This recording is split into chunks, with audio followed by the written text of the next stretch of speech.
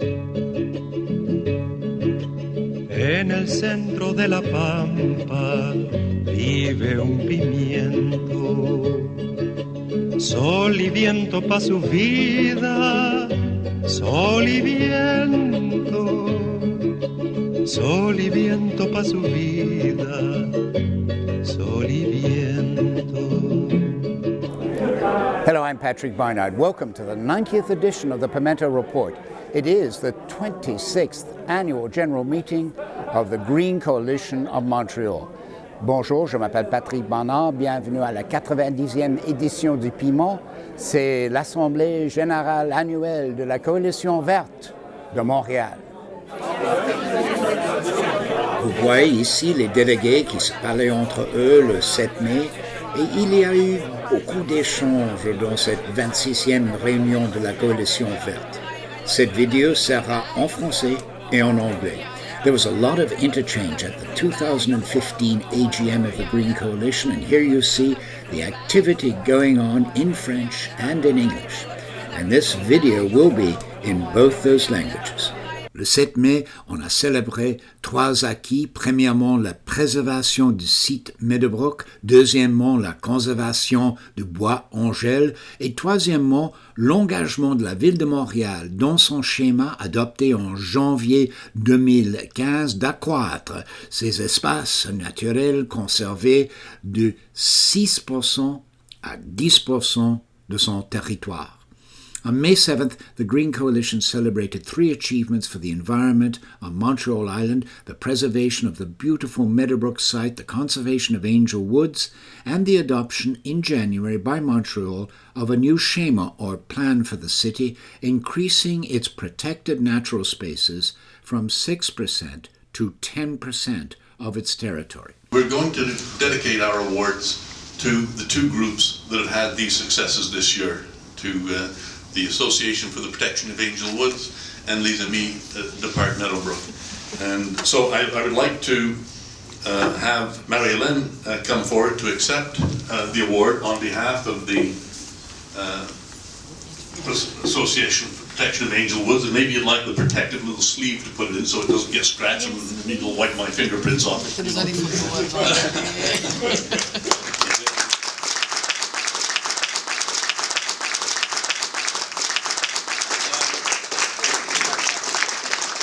We watching on the sidelines while you've gone to bat against the politicians, it's really been showtime. It's been marvelous, and we've gotten a lot of marvelous examples of the things that we need to do.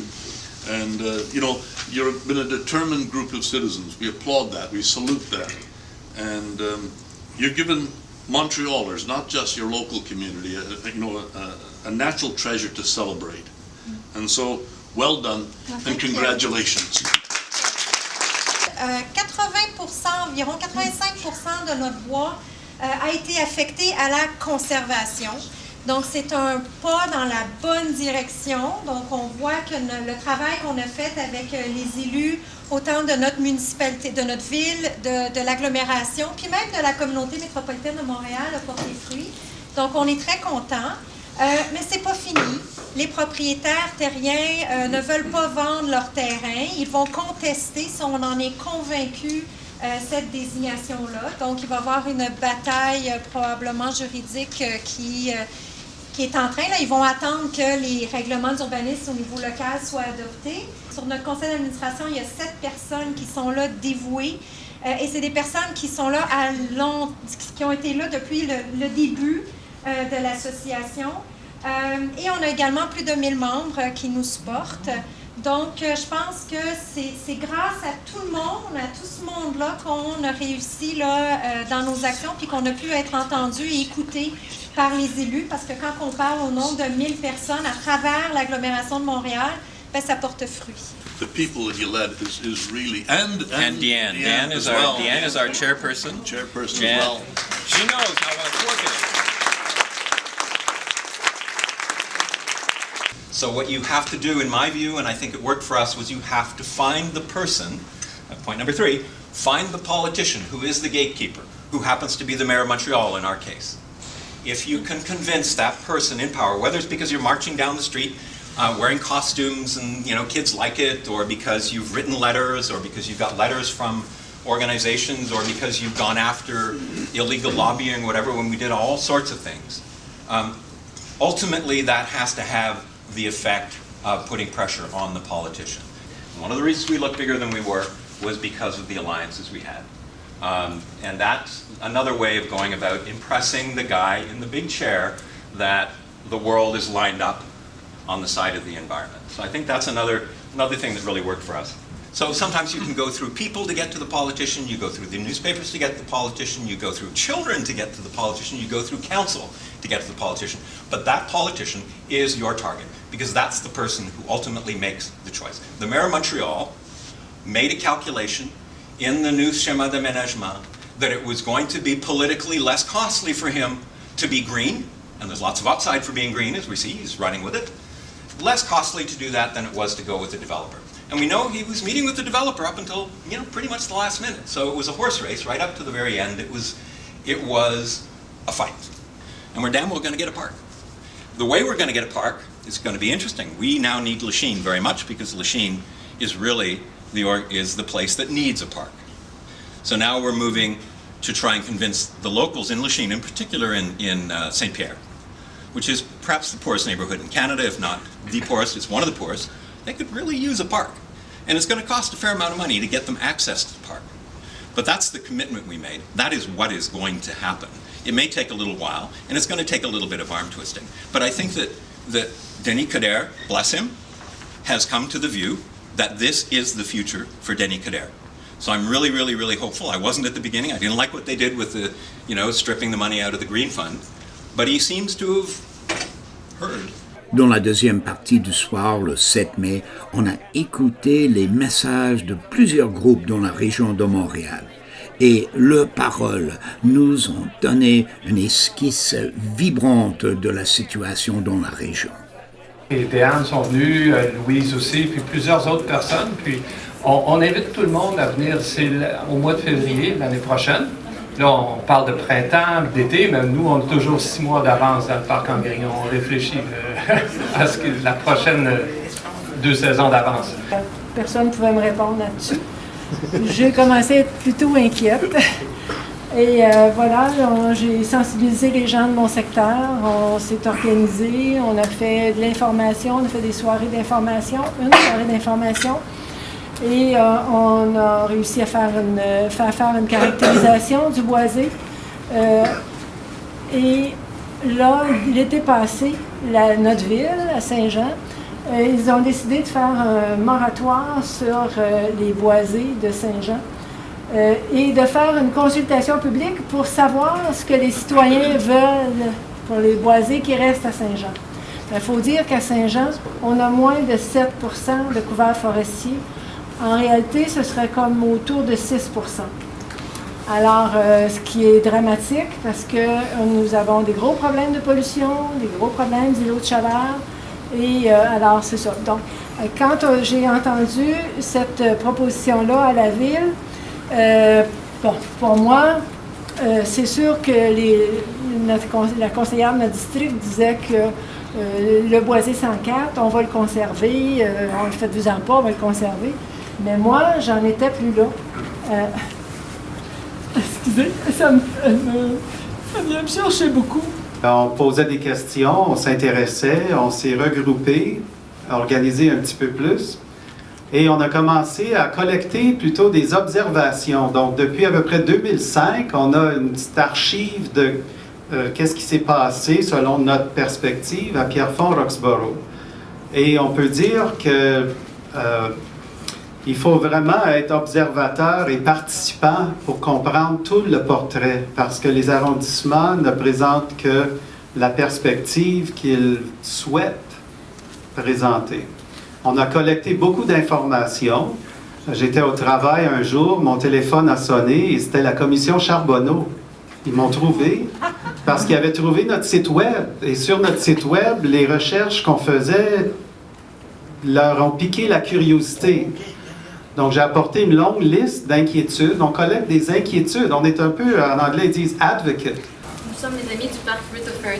Donc, route du CCMP. Donc, on fait les salutations des citoyens de la communauté Milton Park. Nous sommes très inquiets du projet de la ville de 3 millions de dollars de recouvrir cet endroit d'un terrain synthétique multisport. C'est un réservoir d'eau, l'impact environnemental va être désastreux. C'est un site patrimonial du Mont-Royal. Il n'y a eu aucune consultation. Tous les groupes qui sont concernés ont des réserves sur cela et le maire a décidé d'aller de l'avant. Donc, le parc Rutherford, il y a plusieurs enjeux. Donc, il y a un enjeu environnemental, il y a aussi un enjeu sanitaire. Donc, on est au centre-ville de Montréal, en proie à plusieurs îlots de chaleur. Donc, le parc Rutherford participe à assainir notre air. Et aussi, donc, comme M. Fall l'a mentionné, il y a aussi l'enjeu sanitaire. Donc, il n'est pas encore prouvé. On a demandé les études environnementales qui prouvent, parce que c'est un réservoir qui alimente 500 000 personnes à Montréal. Donc, on veut avoir les études environnementales qui nous prouvent que le gazon synthétique à base de caoutchouc ne traverse pas la membrane d'étanchéité qui pourrait contaminer notre eau. Et sans mentionner aussi l'entretien du gazon synthétique qui doit être traité d'herbicides, de fongicides, de bactéricides de tout genre, donc ils peuvent aussi traverser la membrane de l'eau. We are asking also to have an inquiry on the Inspecteur Général, because the very people who are doing the turf are working within the city, have benefited from contract during the past 10 years. And we are talking of millions of dollars here. But the most scary thing is that we are going to pay to reduce our own access, because people who are going to access the park are mainly people from McGill, and they will have almost 2/3 of the time. Working hard to get some opposition going against development in Pierrefonds.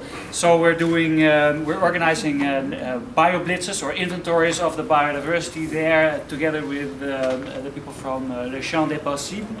And as well, so we're not only protecting green spaces, but we also have campaigns on biodiversity and on municipal drinking water and on energy.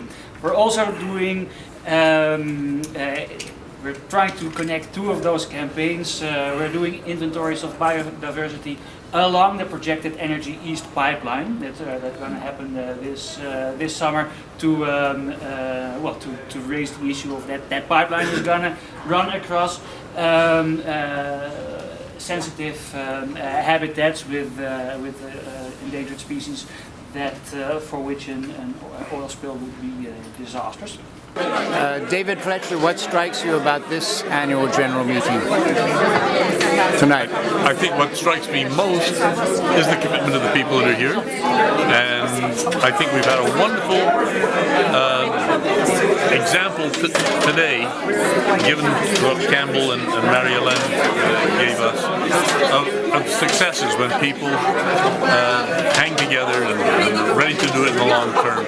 So, Mr. Gareth Richardson, what did you think of this 26th annual general meeting of the Green Coalition? Well, as ever, it was encouraging to see everybody once again and to hear what everybody's been up to.